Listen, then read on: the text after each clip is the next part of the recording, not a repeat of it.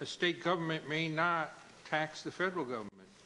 This principle was firmly established in 1819 through the Supreme Court's unanimous decision in McCormick v. Maryland, and it's been affirmed time and time again.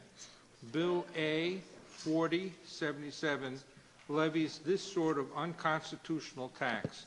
The statement attached to the bill states that a private prison operator or a taxpayer who has entered into a contract with a public entity for the provision of correctional services is subject to a fee. This fee inevitably will be passed on to the federal government, making it an indirect tax. The Supreme Court has not held that all indirect taxes on federal governments are illegal. For such an indirect tax to be struck down by the court, it must be discriminatory.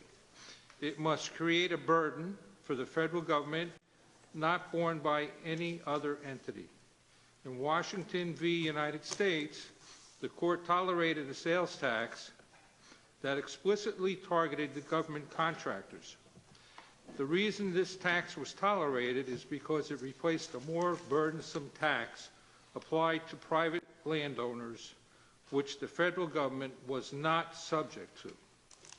In effect, because the federal government was indirectly taxed less than private owners, the levy was not considered discriminatory and it passed constitutional muster.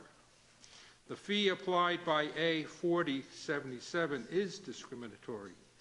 It does not replace some more strenuous tax applied to private citizens.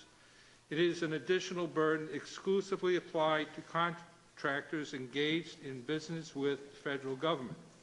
This burden presents an existential threat to federal law enforcement. In McCulloch, Chief Justice Marshall wrote, "The power to tax is the power to destroy." A. 4077 is a tax. It is a tax applied exclusively to the federal government.